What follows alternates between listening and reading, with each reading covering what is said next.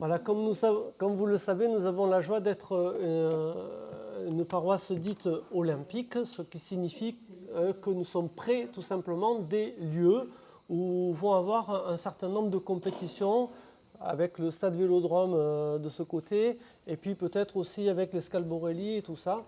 Voilà. À ce titre, eh bien, sœur Christelle Bujac, regardez les derrière vous, qui s'occupe un petit peu aussi du comité des JO pour le diocèse, enfin pas qu'un petit peu d'ailleurs, nous a dit tiens, ce serait sympa si les paroisses olympiques vous faites des propositions, ça peut être des trucs variés, des temps de prière, des conférences.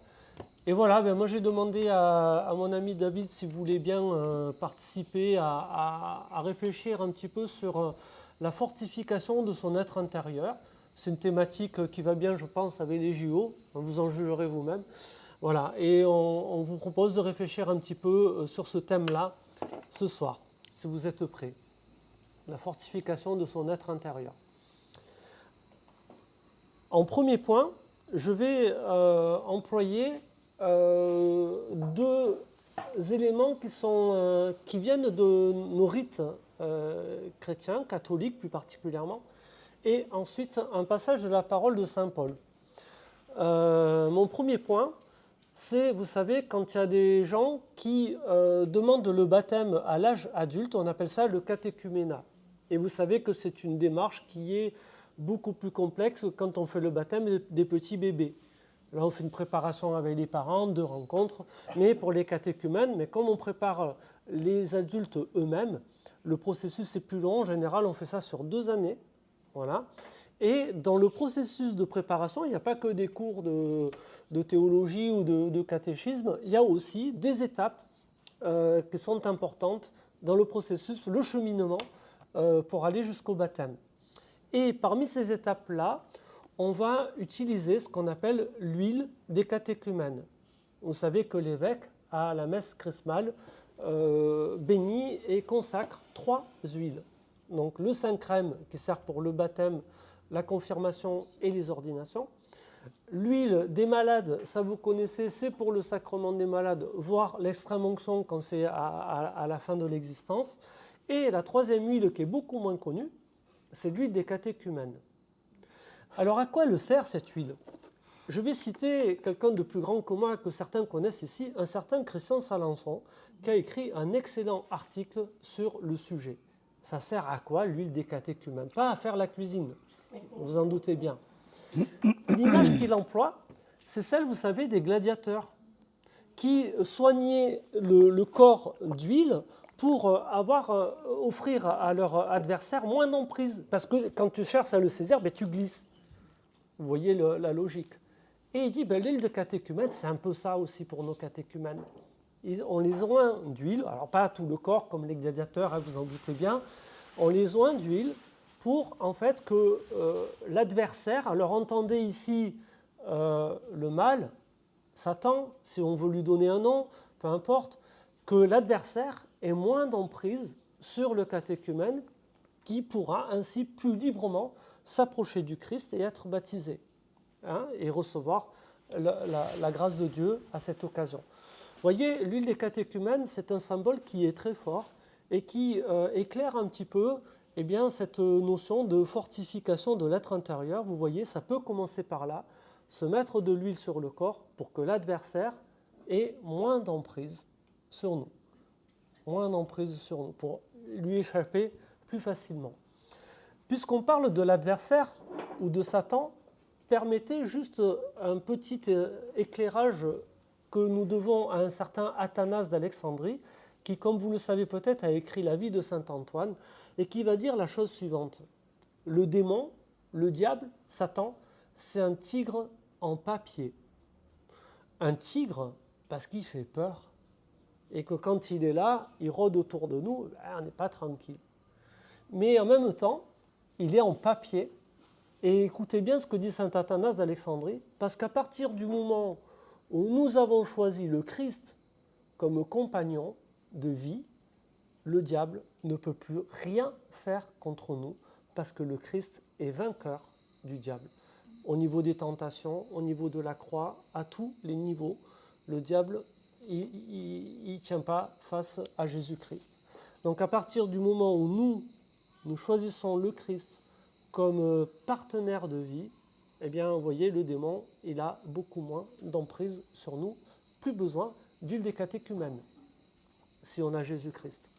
D'accord ? C'était mon premier point.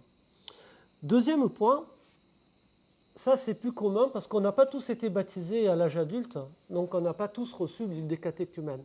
Mais dans le rituel du baptême que nous avons reçu, il y a un geste aussi qui va bien dans la réflexion que nous avons ce soir. Vous savez, c'est l'imposition de les mains. C'est un geste très ancien, l'imposition des mains, pour appeler la bénédiction du Seigneur qui vient reposer sur nous, sur les baptisés, bien sûr, et puis pour nous aussi, quand nous recevons ce geste-là, on le reprend, vous le savez, à la confirmation, ce geste-là, mais dans une autre dynamique. Au baptême, le geste de l'imposition des mains, c'est pour demander à Dieu de nous bénir, mais on lui demande quelque chose de plus particulier, on lui demande la force. La formule que l'on emploie, c'est que la force du Christ te fortifie pour que tu sois vainqueur avec lui. On demande la force. Alors, c'est quoi la force ? Vous savez que la force, on va le retrouver dans les 6 dons de l'Esprit Saint que l'on trouve dans le livre d'Isaïe. Les 7 dons, ça c'est l'Église qui a fait les 7 dons, mais dans le livre d'Isaïe, on n'en a que 6 de dons. Et il y a la force qui apparaît là. Alors, ce n'est pas la force physique. Il ne s'agit pas de devenir des surhommes, des Hulk, de je ne sais pas qui, imaginez qui vous voulez, ou des superwoman pour les femmes. Vous avez vu l'affiche, j'ai fait exprès de mettre une femme là qui, avec son ombre derrière, avait la cape là. Voilà, ce n'est pas cette force-là dont il s'agit quand on reçoit ce geste de l'imposition des mains au jour de notre baptême. C'est la force intérieure. C'est la force intérieure. Vous savez, cette force qui nous permet de tenir bon, quelles que soient les difficultés que nous pouvons rencontrer dans notre vie et dans notre existence. C'est cette force-là qu'on leur demande, de tenir bon. Voilà, cette force intérieure qui va nous permettre, eh bien, quelles que soient les vicissitudes, les épreuves, les difficultés de l'existence, eh bien, de tenir debout pour reprendre une belle position, celle de l'homme sauvé. Et vous savez qu'un saint Irénée de Lyon va dire la gloire de Dieu, c'est l'homme debout, c'est l'homme sauvé. Voilà. Vous voyez, cet homme, enfin l'homme, c'est, attendez, entendons-nous bien, c'est l'homme avec un grand H au sens générique du terme, s'il vous plaît, ne rentrons pas dans des débats. C'est l'homme au sens, voilà. Donc, mesdames, vous êtes concernées aussi, s'il vous plaît. Voilà, l'homme au sens large du terme, voilà. L'homme debout, l'homme sauvé. Voilà à quoi consiste cette force. Troisième point que je vais évoquer parmi vous, comme je vous l'ai dit, ce n'est plus des us et des coutumes de nos traditions catholiques, c'est un passage de la deuxième épître aux Corinthiens, au chapitre 12, versets 7 à 10. Si vous voulez noter les références, donc c'est 2 Corinthiens 12, de 7 à 10. J'aime beaucoup ce que Paul nous dit là, et vous allez voir qu'on va pouvoir, je pense, s'y retrouver.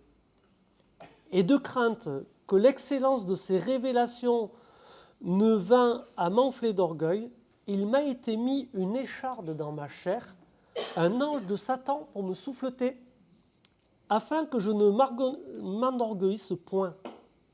À son sujet, 3 fois, j'ai prié le Seigneur de l'écarter de moi, et il m'a dit, ma grâce te suffit. C'est dans la faiblesse que ma puissance se montre tout entière. Je préfère donc bien volontiers me glorifier de mes faiblesses, afin que la puissance du Christ habite en moi. C'est pourquoi je me plais dans les faiblesses, dans les épreuves, dans les nécessités, dans les persécutions, dans les détresses pour le Christ, car lorsque je suis faible, c'est alors que je suis fort. Voilà ce que dit saint Paul. Si on entend bien ce que dit Paul, il fait ici l'éloge de la faiblesse. Et il a fait à 2 titres, comme une garantie, une sorte de barrière pour éviter de s'enorgueillir, que l'orgueil devienne trop fort. Vous avez compris la signification de s'enorgueillir, hein, pour laisser trop de place à l'orgueil en chacun de nous. La faiblesse peut être une sauvegarde contre ça. Et la deuxième dynamique, eh bien, c'est lorsqu'on est faible qu'on peut encore plus accueillir cette force qui vient de Dieu. Car lorsque je suis faible, c'est alors que je suis fort. Si on écoute ce que nous dit Paul ici, et si on prend acte un petit peu de cette expérience spirituelle qu'il a fait en connaissance, en vivant avec cette écharde dans la chair, on ne sait pas très bien à quoi ça consiste. Hein. Il y a beaucoup au niveau exégétique, il y a beaucoup de commentaires, mais voilà, il y a plein de théories possibles et imaginables. Je ne saurais même pas vous en résumer une, tellement il y en a, des théories. Mais voilà, cette écharde dans la chair de Paul, eh bien voilà, c'est un signe de cette faiblesse, mais qui lui permet d'expérimenter la force de Dieu et que la grâce se montre encore plus forte lorsque Paul est dans la faiblesse. Si on entend bien ce message de Paul, alors, frères et sœurs, pour devenir fort, encore faut-il repérer, connaître, nous aussi, nos faiblesses. Et c'est peut-être le meilleur chemin, finalement, de faire un petit peu ce travail sur soi, vous savez, se connaître soi-même, hein, ce n'est pas nouveau comme thématique, pour, de fait, en repérant peut-être nos limites, nos pauvretés, nos faiblesses, non pas comme des lieux où on va se plaindre et gémir parce que j'aurais tellement aimé faire mieux sur tel ou tel chapitre, mais au contraire, les offrir au Seigneur pour que lui vienne les habiter. Et si je comprends bien ce que saint Paul nous dit là, nos faiblesses sont des lieux où le Seigneur se plaît encore plus à venir rejoindre que nos points forts, là où nous sommes les meilleurs. Voilà un petit peu ce que j'avais envie de partager avec vous. Voilà, je finis, voyez, non pas par l'éloge de la force, mais il me semble que pour fortifier notre être intérieur, la meilleure voie, c'est de reconnaître nos faiblesses comme un lieu d'accueil de la grâce de Dieu et de la force que le Seigneur veut déployer dans nos cœurs et dans nos vies. Parce que, in fine, que ce soit l'huile des catéchumènes, ce n'est pas vous qu'allez vous la mettre, l'huile des catéchumènes. C'est un sacrement, c'est quelque chose que vous recevez. L'imposition des mains où on demande à Dieu la force, là aussi, c'est quelque chose que l'on reçoit. Saint Paul expérimente la même chose. Quand il constate ses faiblesses, il reçoit la grâce de Dieu qui l'aide à tenir bon. Et vous voyez, finalement, tout est grâce. Et toutes nos faiblesses vont être autant de lieux d'expérimenter que la grâce de Dieu est efficace et vient nous rejoindre là où nous en avons le plus besoin. C'est terminé. Au bon moment en plus. Merci.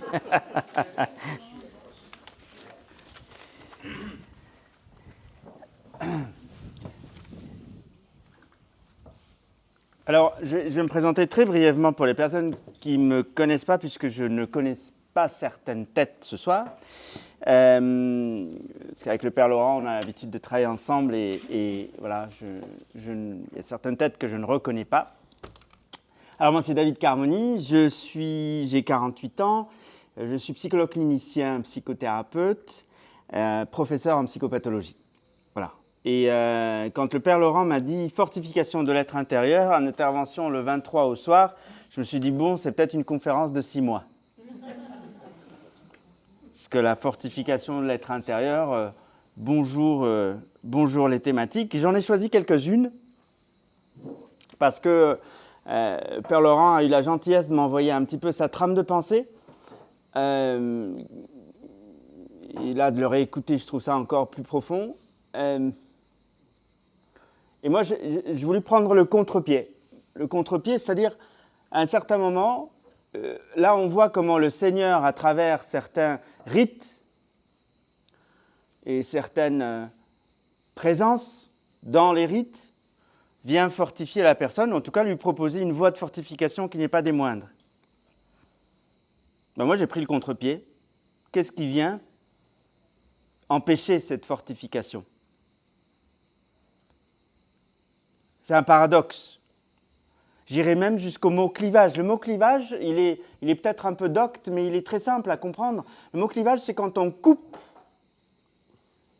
une chose de sa nature profonde. Voilà. C'est quand on porte une compétence, mais qu'on en est coupé alors qu'on la porte. Comme si elle était clivée, coupée, squeezée, comme on dirait si on parlait de la schizophrénie. Premier exemple de clivage, premier exemple de cette coupure. Le système éducatif. Le système éducatif va venir injoncter, c'est-à-dire dire fortement à l'enfant qu'il doit travailler pour avoir un bon métier, qu'il doit performer pour s'orienter, savoir à l'âge de 13 ans ce qu'il doit faire, quand il aura 25 ans, pour vivre, pour trouver sa place dans la société. Nous assénons, nous portons à nos enfants énormément de phrases toxiques qui les font dessiner leur futur proche, leur futur tout court, de jeunes adultes, sous le prisme de la pression, de « il faut que je dois ». Alors, dans l'inconscient, je ne vous raconte même pas ce qui se passe. Cet enfant va se mettre à se dire « va-t-on m'abandonner si je n'obéis pas à ces injonctions, à ce que l'on me recommande, à la performance que me demandent mes profs, mes maîtres, mes maîtresses, les personnes qui s'occupent de faire ou de refaire avec moi les devoirs ». L'enfant développe toute une fantasmatique, tout un arrière-plan de pensée et d'être. Cet arrière-plan de pensée et d'être peut, messieurs, dames, remplacer la religion, remplacer la foi. Puisque de fait, les vrais dieux qui sont face à l'enfant sont les parents. Et des parents qui ne cessent d'injoncter, de dire « il faut que tu, sinon », l'enfant va axer toute sa pulsion de vie vers ces injonctions. Puisque l'enfant va fantasmer. Le fantasme, je vous le rappelle, il est inconscient. Ce n'est pas l'enfant qui se dit une pensée, une phrase. Ou alors ça va être très fugace. Mais très inconsciemment, l'enfant va se dire « il faut que j'obéisse à ces injonctions, à ces ordres, sinon je vais me faire abandonner ». Et vous voyez comme là, on enferme l'enfant dans un système de dialogue intérieur. Et vous voyez comme là, on est loin de l'étymologie du mot religion, relié. L'enfant n'est plus relié à quelque chose de plus grand qui va l'aider à cheminer vers son développement et sa réalisation. Il va se tourner vers lui-même, vers sa pulsion de vie, vers ses ressources et essayer de répondre aux injonctions. Parce que sinon, il est menacé d'abandon. Parce que sinon, il est menacé très consciemment de rater sa vie, de rater sa scolarité, de rater son entreprise, de rater peut-être son mariage.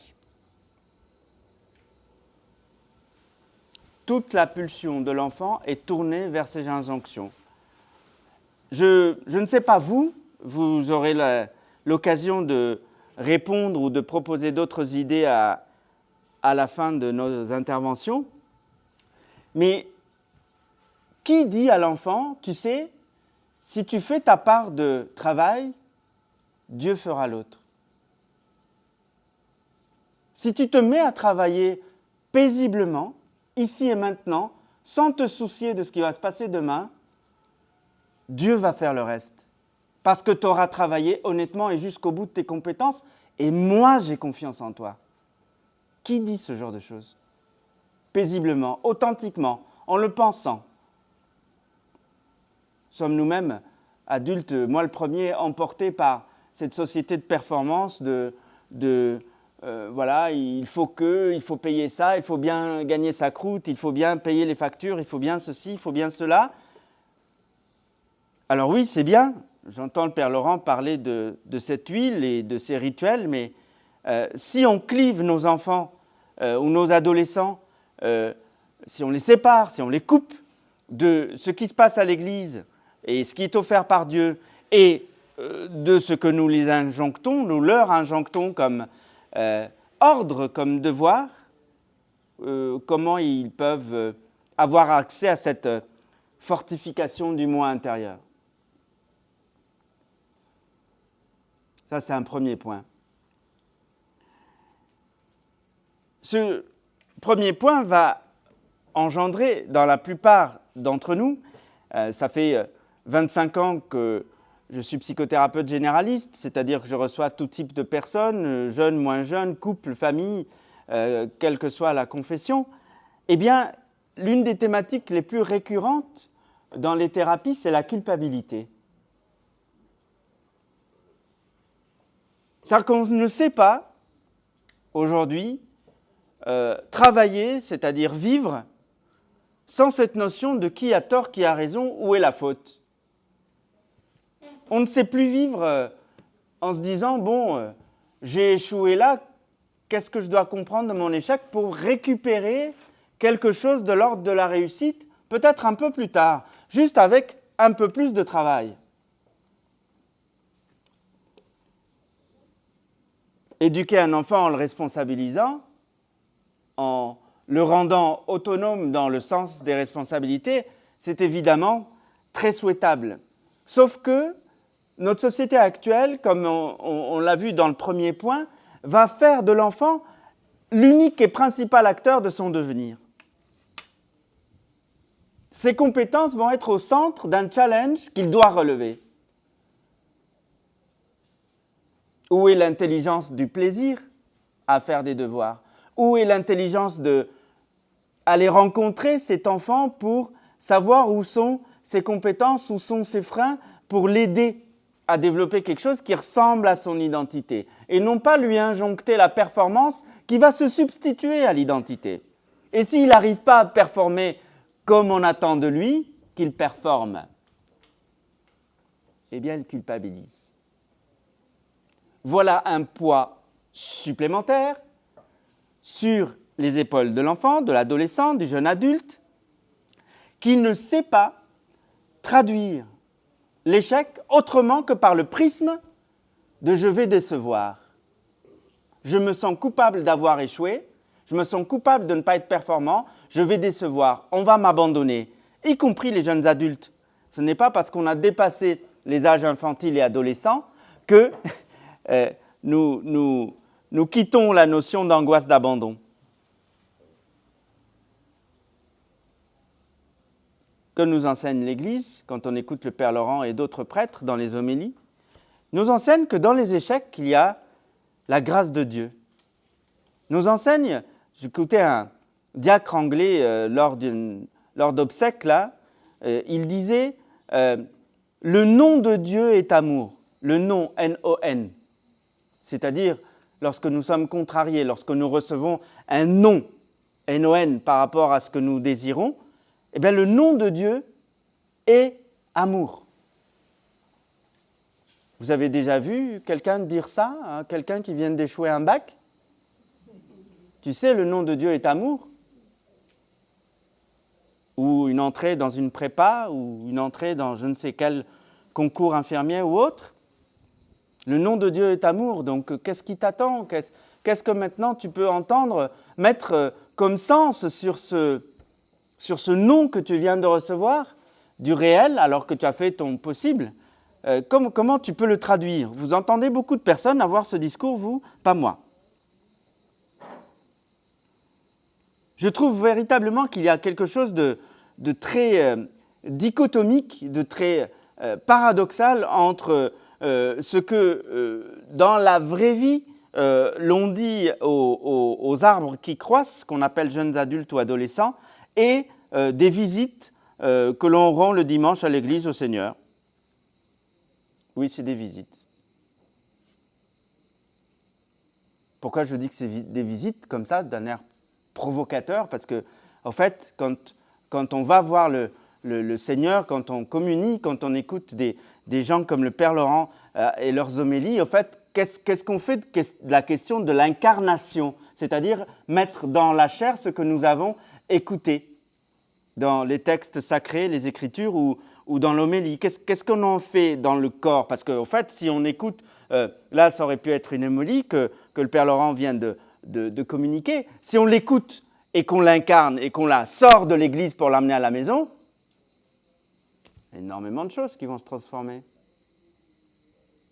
Si on relie la difficulté, si on relie l'échec, si on annule la culpabilité en demandant aux personnes qui sont devant des épreuves, des contraintes, des échecs, si on leur dit « Qu'est-ce que tu peux en faire? Quel est le sens? Demain existe, tu existes, donc il y a quelque chose à trouver, il y a un coin de ciel bleu. » Autrement nommé Dieu. Mesdames et messieurs, c'est très difficile ce que je suis en train d'exposer là, très difficile au niveau de la santé mentale et médicale. Difficile, vous pouvez traduire par dangereux. Parce que nous sommes ni plus ni moins en train de parler de ce qu'on appelle l'instance surmoïque. Oh, encore un gros mot. Eh bien, le surmoi, chers amis, c'est comme un gendarme qu'on a à l'intérieur. Ce gendarme, eh bien, il prend nos pulsions, c'est-à-dire, voilà, nous avons envie d'une super bonne glace, comme il fait très froid en ce moment. Eh bien, la première des choses qu'on vérifie, c'est est-ce que j'ai les moyens de me payer la glace?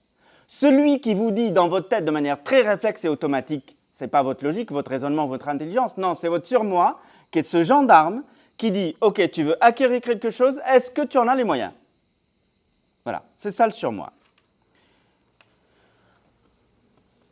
Bien, ce gendarme, quand il se saisit, quand il travaille avec cette culpabilité liée à l'échec, liée à des contrariétés sur le chemin du processus pour arriver à atteindre un objectif, il devient tyrannique. C'est comme si vous aviez quelqu'un qui, à l'intérieur de vous, vous punissait constamment de ne pas réussir.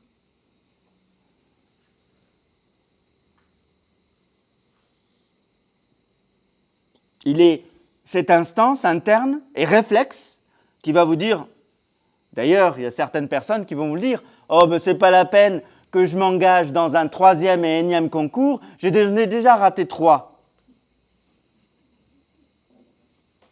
C'est de là que ça vient. Pourquoi? Ben parce qu'ils n'ont pas reçu. Tu sais, le nom de Dieu est amour. C'est parce qu'ils n'ont pas reçu ça, cette phrase, cette autre perspective, cette fenêtre ouverte sur un autre paysage qui est celui de s'accabler, de s'accuser.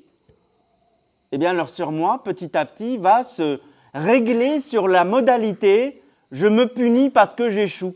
Je me punis, j'échoue, donc ce n'est pas la peine de retenter d'autres choses puisque je vais rééchouer.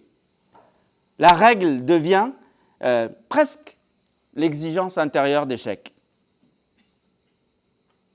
Ou alors, et toujours à travers ce surmoi, certaines personnes vont prendre l'autre pli. Ils vont passer 4, 5, 6, 15, 20 diplômes pour obéir à ce surmoi, pour obéir à ces injonctions qu'on a vues tout à l'heure et faire énormément de choses.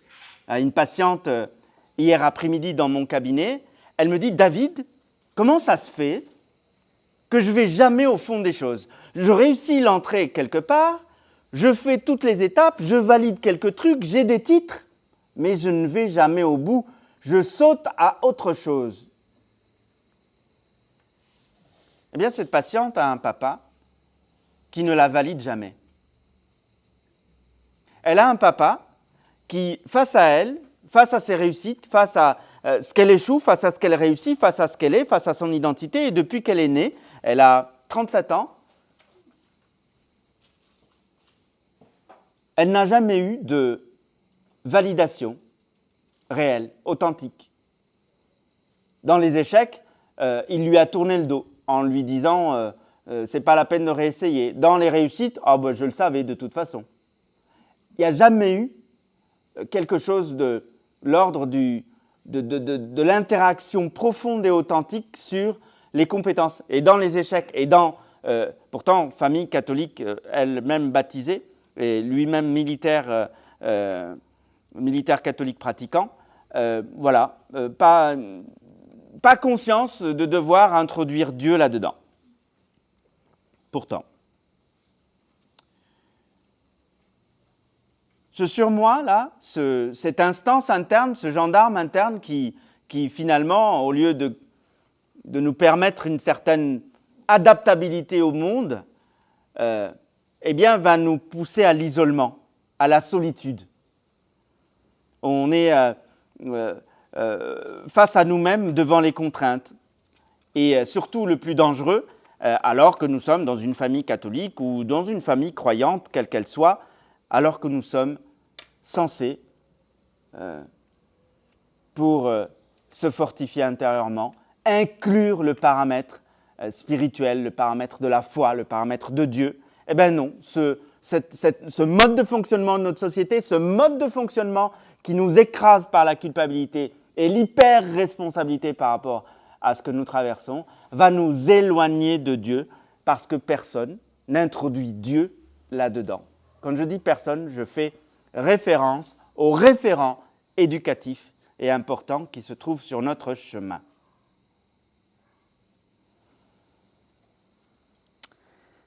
Autre point, un peu plus plaisant peut-être.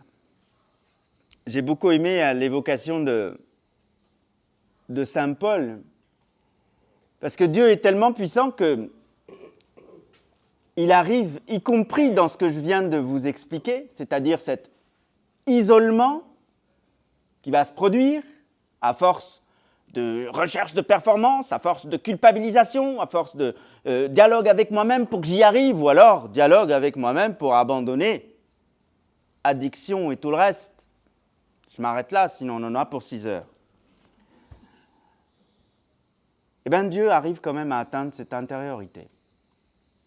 Un certain Boris Cyrulnik a appelé ça la résilience.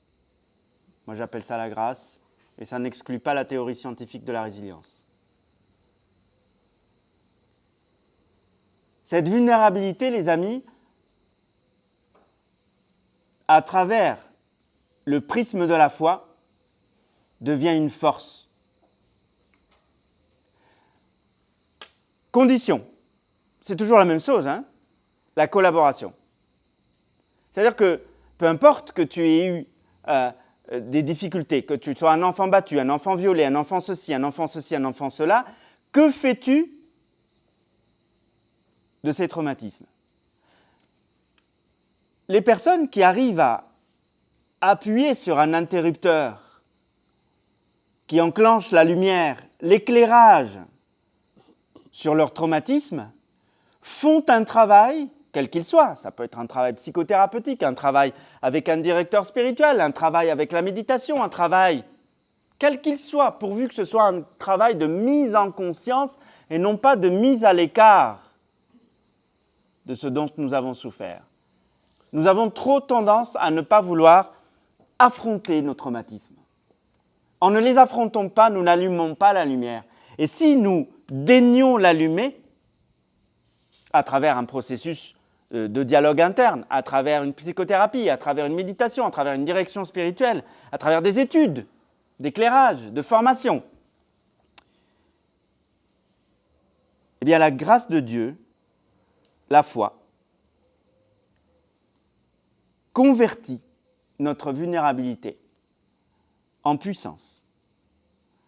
Je suis un exemple vivant de ce que cette foi, de ce que cette tentative d'éclairer les traumatismes fait devenir psychothérapeute, médecin, prêtre,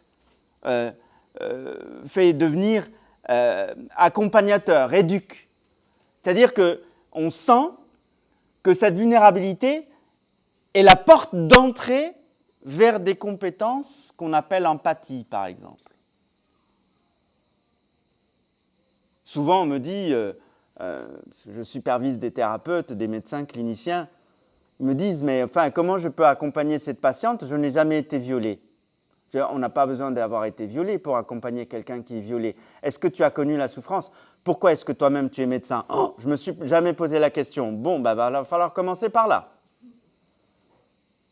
Parce qu'au fait, le socle qui nous met tous à l'horizontale, tous à pied d'égalité, ça n'est pas je ne sais quelle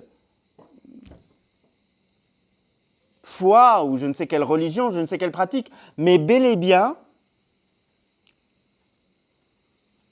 la connaissance dans notre chair d'une certaine souffrance. C'est cette connaissance de la souffrance et de l'avoir traversée ou de l'avoir face à nous qui fait de nous des êtres empathiques les uns envers les autres. C'est la souffrance qu'il s'agit de connaître ou que l'on a connue et que nous devons reconnaître qui fait que nous pouvons par empathie accompagner n'importe qui. Avec de la formation évidemment. Voilà. C'est-à-dire que finalement je suis en train de vous dire, ça reprend le tout est grâce de la petite Thérèse, ça reprend le tout est grâce de tous ceux qui l'ont pu dire.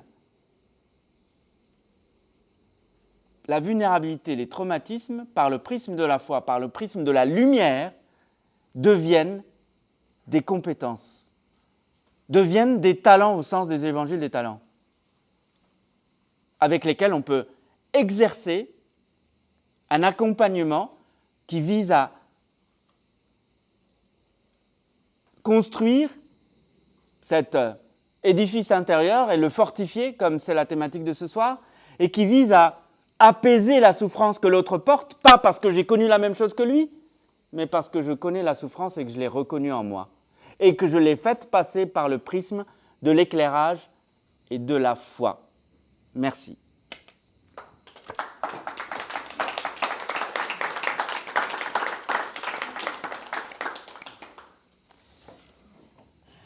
Voilà, comme chaque fois, merci.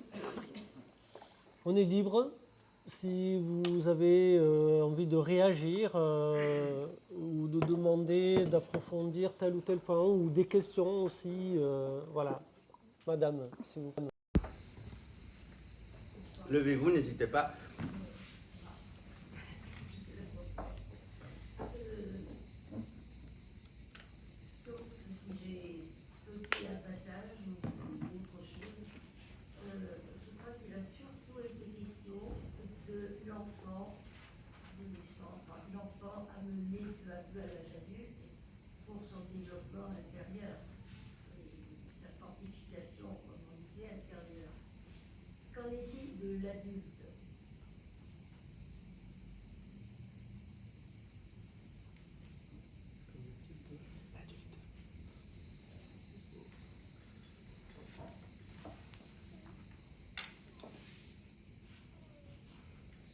Mais pour moi,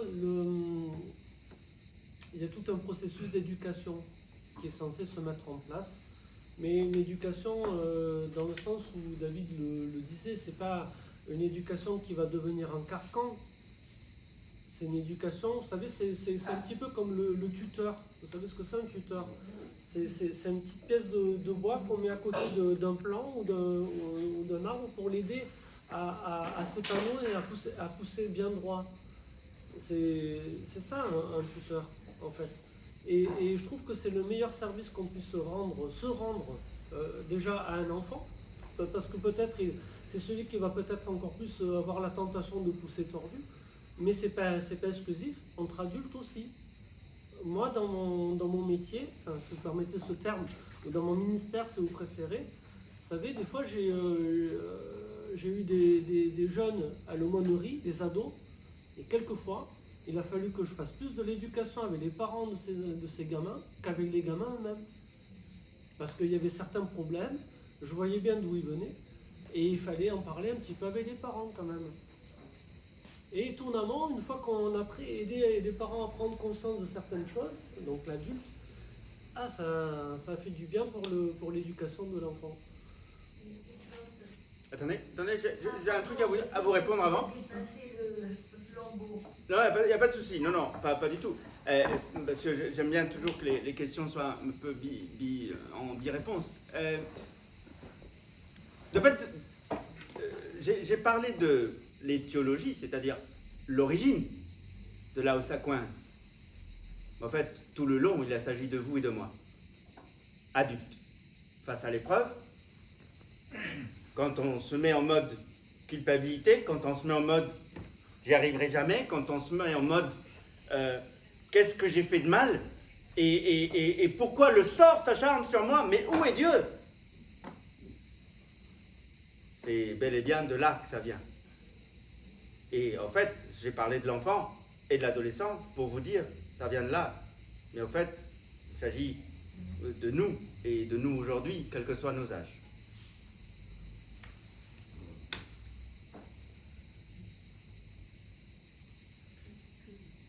À vous.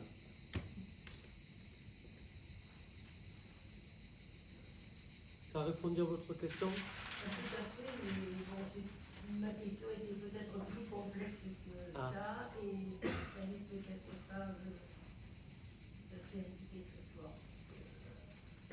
C'est-à-dire, le sens de votre question, c'est quoi? Bien entendu, Parce que là, on a parlé de l'enfant, mais après, comment on peut aussi corriger certaines choses une fois qu'on est adulte, c'est ça? Et continuer de vivre avec tout ça, comme toute la progression qui a été indiquée. Eh bien, la capacité d'éclairer.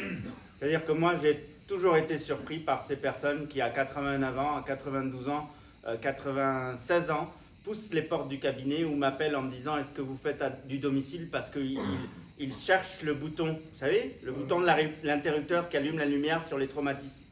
Ou pendant que j'ai dirigé un service de soins palliatifs pendant 6 ans, où des personnes sur leur lit de mort, quel que soit leur âge, entre 50 et 80 ans, appellent le psychothérapeute pour allumer ce bouton-là et essayer de comprendre les rouages qui les ont amenés à eux-mêmes devenir des parents ou des grands-parents qui se sont loupés dans certaines choses ou qui ont été traumatisés de choses et qui n'ont jamais pu résoudre pour partir ou commencer à partir de manière un peu plus allégée. Pour moi, le bouton de la lumière, il n'y a que ça de vrai. Et attention, je ne prône pas que la psychothérapie. Ce bouton de lumière, c'est-à dire la mise en conscience, la mise en sens, peut se faire avec beaucoup de biais. On a la chance, sans rentrer trop dans des trucs trop schématiques, j'avais entendu un prêtre exorciste nous rappeler que nous sommes un petit peu en 3 parties, les êtres humains. Il y a le corps, l'âme et l'esprit. Pour lui, le corps, c'est tout ce qui est du domaine de la santé. D'accord? Quand le corps dysfonctionne, on va voir le médecin.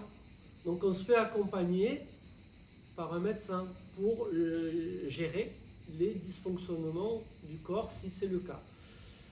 Pour l'esprit, eh bien, on a, Dieu merci, aussi des psychologues, voilà, qui vont permettre là aussi un accompagnement, voilà, pour chercher peut-être l'interrupteur ou peu importe pourquoi, mais qui peuvent aussi nous aider à mieux comprendre certaines choses, peut-être, et pouvoir progresser dessus. Et puis, au niveau de l'âme, eh bien, nous avons cette très ancienne tradition dans l'Église qu'on appelle l'accompagnement spirituel. Donc, vous voyez, sur les 3 un petit peu parties de notre être, si on part se présupposer du corps, de l'âme et de l'esprit, Dieu merci, Dieu est grand, il nous a offert des capacités et des gens qui sont en capacité de nous accompagner sur ces 3 domaines qui peuvent du coup nous aider à grandir en humanité.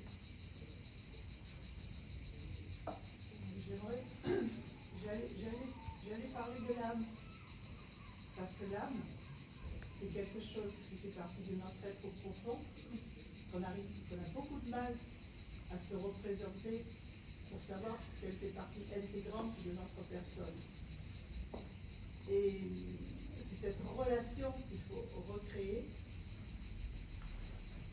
Et je vais dire peut-être amusant, pour moi, l'âme, ça a toujours eu l'apparence d'un calisson. Un calisson, un bonbon. Et arriver à se représenter quelque chose qui est inscrit à l'intérieur de nous et qui est immuable, c'est peut-être un petit moyen de garder cette relation. Ah oui, intéressant. Alors ne jamais perdre de vue que le Seigneur, il est inclus à l'intérieur de nous d'une manière permanente.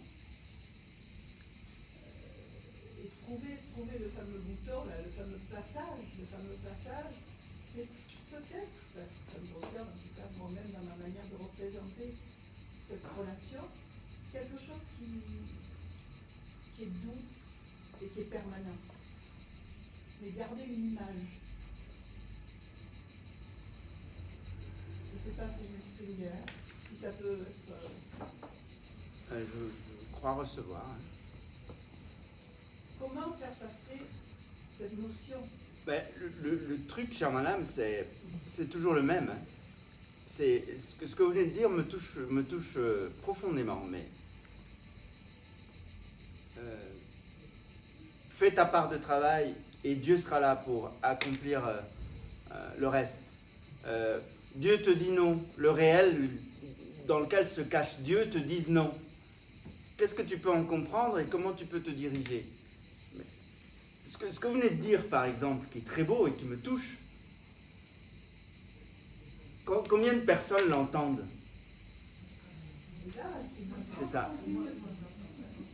Comment? Ils n'ont pas entendu ce qu'elle a dit.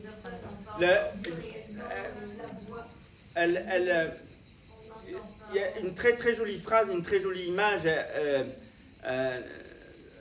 qui dit que Dieu est à l'intérieur de nous sous une forme douce, c'est permanente. Donc, et c'est peut-être le moyen, vous me corrigez si je me trompe, hein, c'est peut-être le moyen que l'on peut avoir pour rester relié à lui. Et moi de répondre, bah oui, évidemment, c'est touchant et c'est tellement vrai. L'âme est cette chose de Dieu qui est permanente en nous et douce, mais qui nous le dit? Qui nous le fait vivre? C'est ça la difficulté, oui. Ouais, je vais revenir à Saint Paul parce que je l'aime bien. Vous savez, c'est quelqu'un qui, justement, par rapport à ça, nous invite à être vigilants sur notre être intérieur, parce qu'il va préciser que chacun de nous sommes le temple de la présence de Dieu. Il va même employer une autre expression, il va parler de l'Esprit Saint aussi, hein, l'Esprit de Dieu. Nous sommes le temple de l'Esprit Saint. Et que par conséquent, si nous avons conscience effectivement d'être habités de Dieu, hein, parce que vous voyez, nous on bâtit des églises, on bâtit des temples, on bâtit des monuments qui sont censés privilégier la relation avec le Seigneur, mais le premier temple, c'est nous. Le premier temple, c'est nous. C'est effectivement cette partie dont on parle là, l'âme, qui est ce lieu où le Seigneur réside en chacun de nous. Nous sommes le temple de la présence de Dieu. Et moi, je suis 100% d'accord avec ça aussi, bien sûr. Attendez, ma soeur, il y a quelqu'un derrière vous, avant? Oui, dites-nous. Allez-y, oui. Voilà. Est-ce qu'on ne dépend pas des difficultés qu'ont vécues nos parents et nos grands-parents, qu'il nous faudrait mettre à jour, comme vous dites, par une lumière de Dieu, et pouvoir réparer de l'autre côté? Et les prédicats, quand les parents disent tu es nul, même gentiment, oui, bon, en fait c'est pas beau, tu n'es pas bon sur ce truc-là, par exemple. Voilà. Bon. Mais est-ce qu'il n'y a pas derrière une réparation personnelle par rapport à nos parents, grands-parents qui ont connu des guerres, des difficultés, des souffrances et des... Voilà. Est-ce qu'il n'y a pas une action qui peut être éclairée de cette façon-là? Alors pour moi, la réparation, s'il y en a une à faire, c'est déjà dans le langage et dans la manière d'exprimer quelque chose. Même si c'est vrai que la personne, elle est nulle, il est interdit de dire tu es nul. Parce que ça fait peser un poids de détermination sur... J'ai dû batailler avec des parents d'une gamine que j'avais en aumônerie sur ce chapitre-là. en chopant le père en disant arrête de dire à ta fille qu'elle est nulle. C'est pas vrai. Voilà.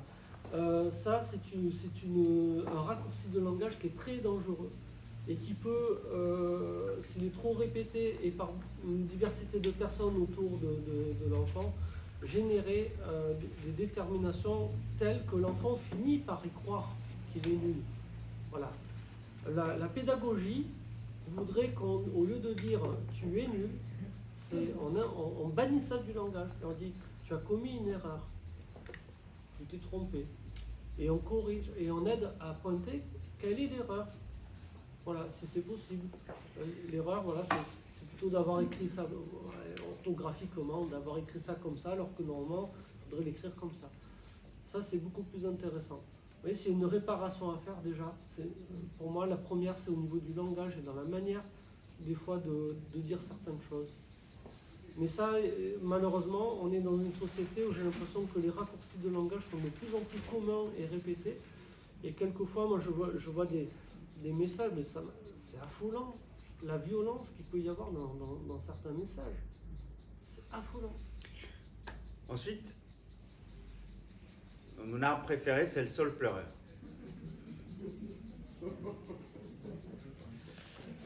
Et quand vous plantez un petit saule pleureur, il met du temps à grandir. Mais en fait, c'est parce qu'il ne grandit pas comme ça. Il grandit de l'autre côté. Pourquoi? Parce qu'il va chercher de l'eau là au plus profond où il peut le trouver. Et ensuite, dès qu'il a trouvé source d'eau, vous avez le reste qui grandit.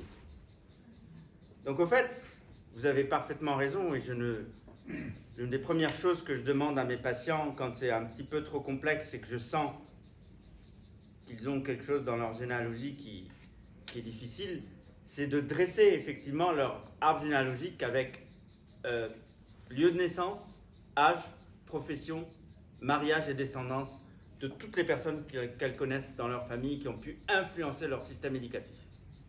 Pourquoi? Parce qu'effectivement, les racines du saule pleureur influencent le tronc du saule pleureur, qui influence les branches, qui influence les feuilles, qui influence la direction du saule pleureur. En fait, tout est relié.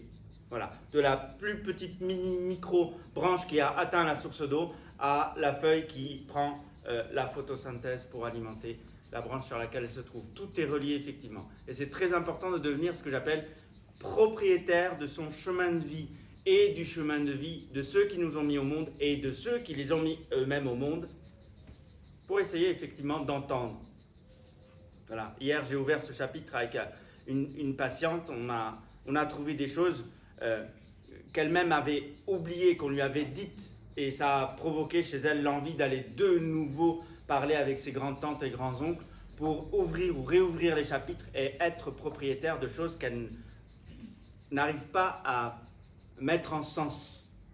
Alors effectivement. Voilà. Vous avez aussi, dans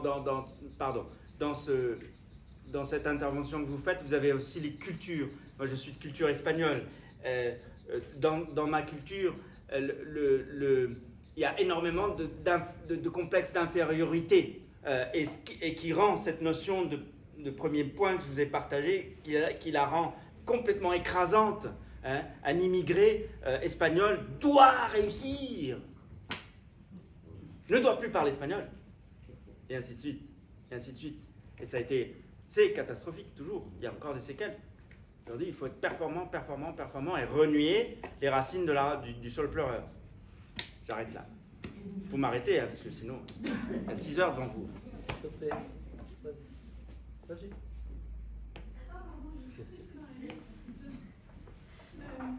Quand vous citez l'exemple de l'échec de la personne qui rate 3 concours et la question que pas remplacée, vous en parlez de nos punitions. Moi, instinctivement, ce qui me vient, c'est que je me protège. Je ne veux pas revivre. Du coup, je ne veux pas revivre cet échec. Ça me génère des émotions négatives. Donc, est-ce que ça peut être. Est-ce que ce que je crois me protéger, en fait, je me punis en pensant me protéger? Parce que, de fait, merci pour votre question, parce que est-ce qu'on est sur le vrai problème? Échouer ou se protéger par rapport au fait voilà, de vouloir éviter de nouveau de mauvaises sensations. En fait, le vrai problème, c'est l'objectif. Parce que quand on a un objectif et qu'on échoue 3 fois, qui a mis en sens ces 3 échecs? Parce qu'en fait, on ne peut pas être les seuls à mettre en sens nos échecs. Et il y a quelqu'un qui doit venir essayer, ou plusieurs personnes qui doivent essayer de nous éclairer sur le sens de ces échecs pour voir si l'objectif est bon. Avant de se poser la question de repasser ou pas le concours, c'est est-ce que l'objectif est bon? Est-ce que cet objectif correspond à quelque chose de l'ordre de l'envie qu'on écrit en 2 mots? Ou est-ce que cet objectif de réussir un concours correspond aux desiderata d'un papa, d'une maman, d'une injonction familiale ou culturelle? Nous sommes tous médecins dans la famille, tu dois être médecin. Et si je veux être clown, on fait comment? Voilà, donc quel est l'objectif et la véritable punition, j'utilise le mot punition, et c'est vrai que je ne l'ai pas développé, dans le sens où très souvent les gens qui échouent sont en dehors de leur vocation. Et ça, personne ne leur dit. On insiste, on les accable sur leur échec, mais on leur dit pas, c'était quoi ton rêve au fait quand tu avais 7 ans? Tu voulais faire quoi? Qu'est-ce que tu avais dans les tripes? Ah bah moi je voulais être pompier. Et là, qu'est-ce que tu fais? Ah bah j'essaie d'être BTS d'informatique. Ok, je m'arrête là.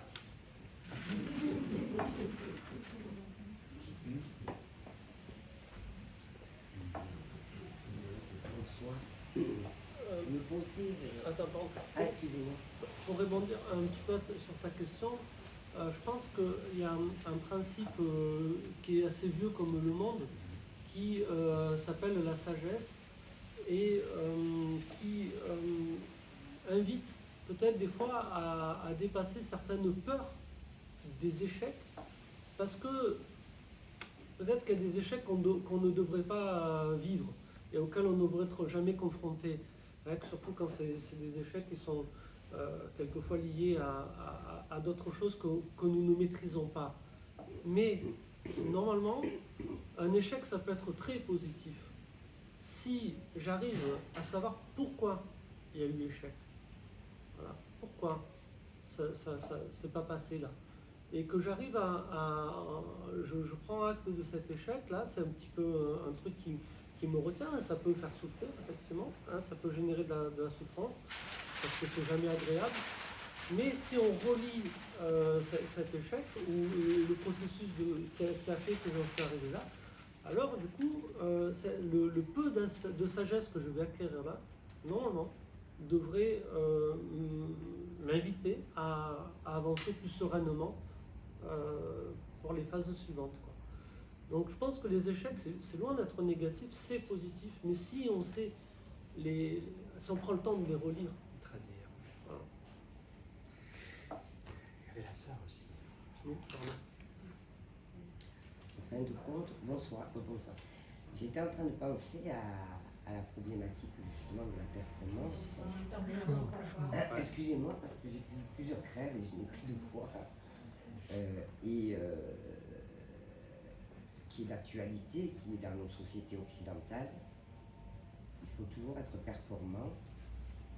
Et on est dans une société qui culpabilise l'échec, justement. C'est ça le problème.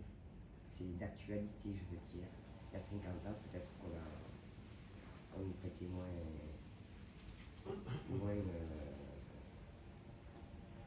de dire à son enfant, il faut que tu fasses ceci, il faut que tu sois médecin, que tu sois médecin parce que je suis médecin, etc. Pourquoi autant d'acharnement sur la réussite, je dirais? Ce sera un autre chapitre, là. Oui. C'est narcissique, en fait. Oui. C'est que mon enfant doit briller.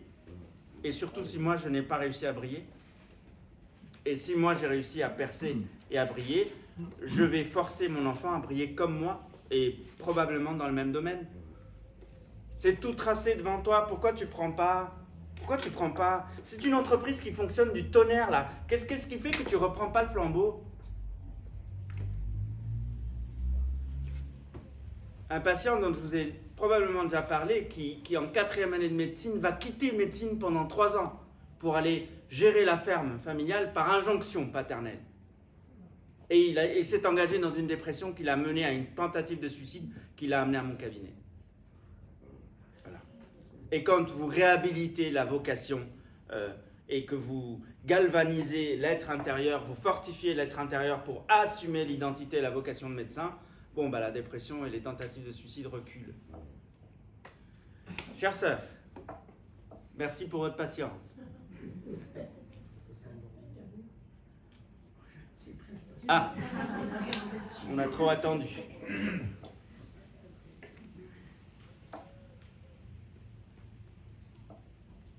Il y a un petit proverbe par rapport à ce qu'on est en train de dire dans la Bible et qu'on peut retrouver parfois. Vous savez, qui dit les pères ont mangé du raisin vert et les enfants ont eu les dents agacées.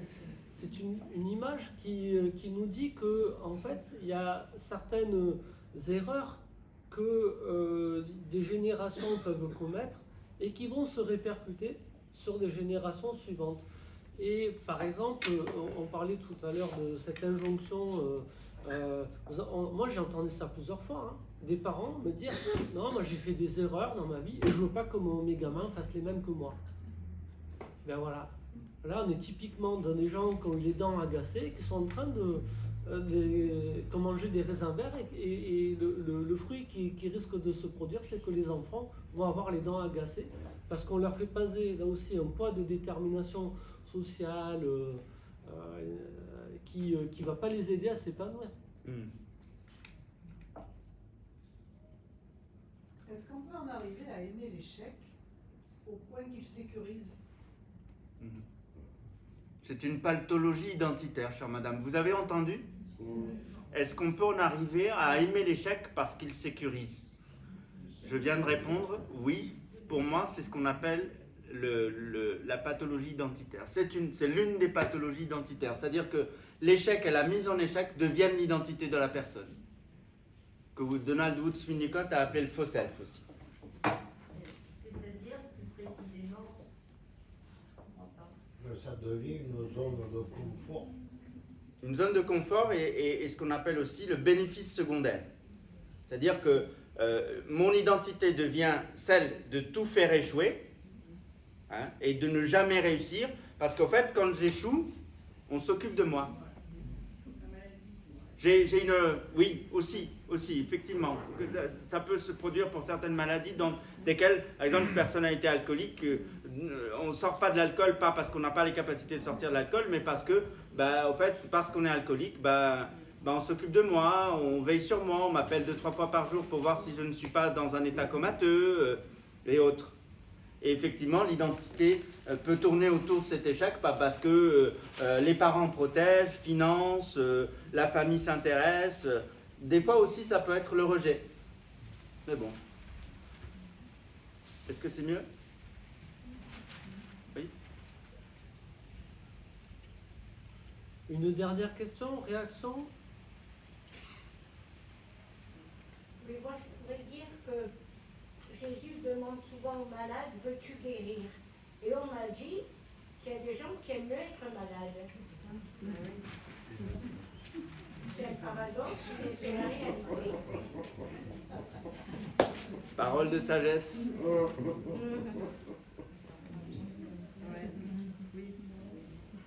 Et ça nous montre bien cette part que Dieu nous demande de faire. Veux-tu guérir? Ben oui. Est-ce que j'ai la volonté de? Et évidemment, lui, il va faire le reste. Mais effectivement, il y a des gens qui choisissent d'éviter le manteau de Jésus, de ne pas le toucher, surtout pas le toucher. Est-ce Par que... rapport à l'abandon, par rapport à la confiance en Dieu dans sa propre identité profonde, j'ai lu quelque chose de beau d'un père d'Olindo de Naples qui, quand il avait un problème, il disait « Jésus, c'est à toi d'y penser ».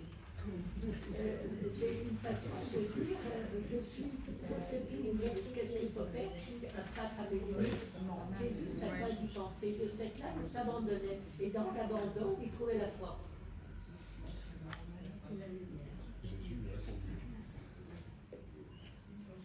Veux-tu être guéri? C'est intéressant comme question. Et ça peut aussi pointer du doigt que quelquefois, le problème c'est qu'il y a des gens qui sont malades et qui n'en ont pas conscience. Voilà. Et du coup, la question vient renvoyer à ça. Il y a un autre truc rigolo aussi dans les évangiles. Quand on présente, vous savez, un paralysé là, à Jésus, et Jésus lui dit « Je te pardonne tes péchés ». Ça lui fait une belle jambe au paralysé, honnêtement. Le type, il est paralysé, et Jésus, qu'est-ce qu'il lui dit? Je te pardonne tes péchés. Ok, c'est très utile, mais ça ne va pas m'aider à remarcher, ça. Et j'aime bien, parce que il y a des gens qui vont s'insurger en disant « Mais qui il est celui-là pour pardonner les péchés? Il n'y a que Dieu qui peut faire ça. » Lui se prend pour qui, là, ce type-là, ce Jésus-Christ-là? Et j'aime bien parce que Jésus, il va se tourner vers ces gens-là et dit pour que vous compreniez que j'ai le pouvoir de pardonner les péchés. Et là, il se tourne vers le malade, il dit lève-toi, prends ton brancard et marche. Et j'aime bien parce que vous voyez, la guérison, dans ce cas-là, elle est double. Parce que je pense que les gens qui ont amené la civière devant Jésus, ils amenaient un paralysé. Et la première guérison qu'ils attendaient de lui, c'est celle de sa paralysie. Mais Jésus, il va guérir le corps et l'âme quand il lui pardonne ses péchés. C'est ça qui est en jeu. Cette âme, on ne sait pas dans quel état elle était, mais Jésus il fait un lavage, là, il fait un reset de l'âme en disant « Je te pardonne tes péchés ». Et le corps peut fonctionner à nouveau. Et le corps peut fonctionner à nouveau. Donc, c'est des fois beaucoup plus complexe que ce qu'on y pense. Et oui. Mais il y en a, c'est parce qu'ils connaissent que ça aussi. J'ai pas entendu. Il y en a qui ne connaissent que ça aussi. Donc la réussite leur fait peur parce que c'est l'inconnu. Donc du coup, ils se disent ça me sécurise, je connais. Donc ils tentent pas. La familiarité de la souffrance. C'est ça. On dit tout le temps une femme battue, pourquoi tu pars pas? Elle dit mais parce que ça je connais. Si je pars, je vais aller où? Ouais, c'est pas si facile que ça, mais pas- c'est un gros paramètre. C'est une image. Mmh. Parce que c'est plus complexe, mais c'est une image. Parce qu'il y a des gens qui réduisent à ça, mais pourquoi tu pars pas?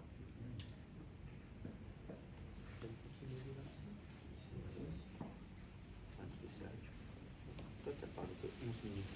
Je vais faire avec. Voilà, peut-être pour histoire de conclure notre soirée. Moi j'ai bien aimé le discours de David qui, vous l'avez entendu, finalement on s'est rejoint parce que toi tu as mis en avant la vulnérabilité.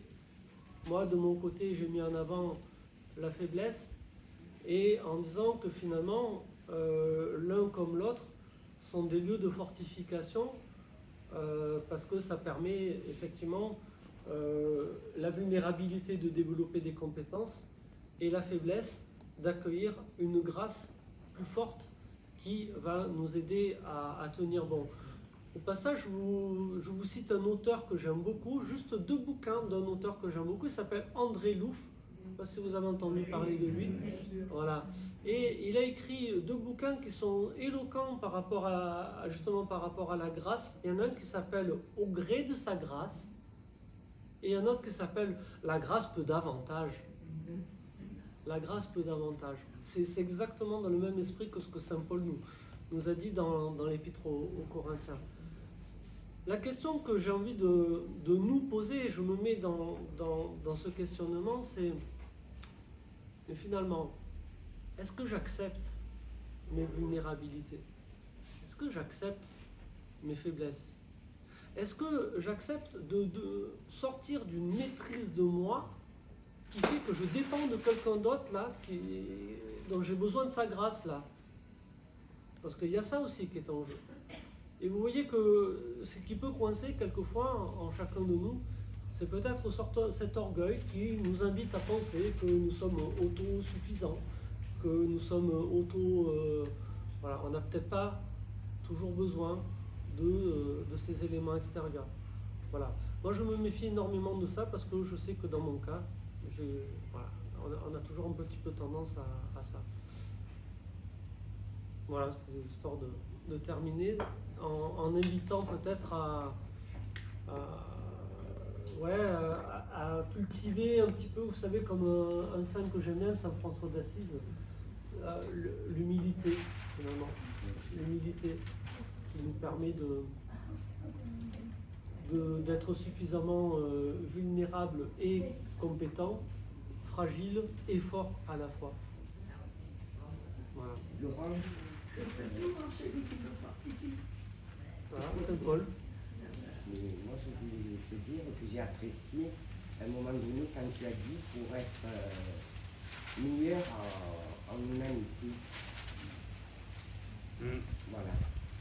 Donc finalement, si la vulnérabilité sert à beaucoup plus d'empathie que penser qu'il faut être toujours fort pour parce qu'on est dans une société qui nous l'impose quand même. Eh bien moi, ça me fait bien plaisir d'être venu ce soir. Bienvenue.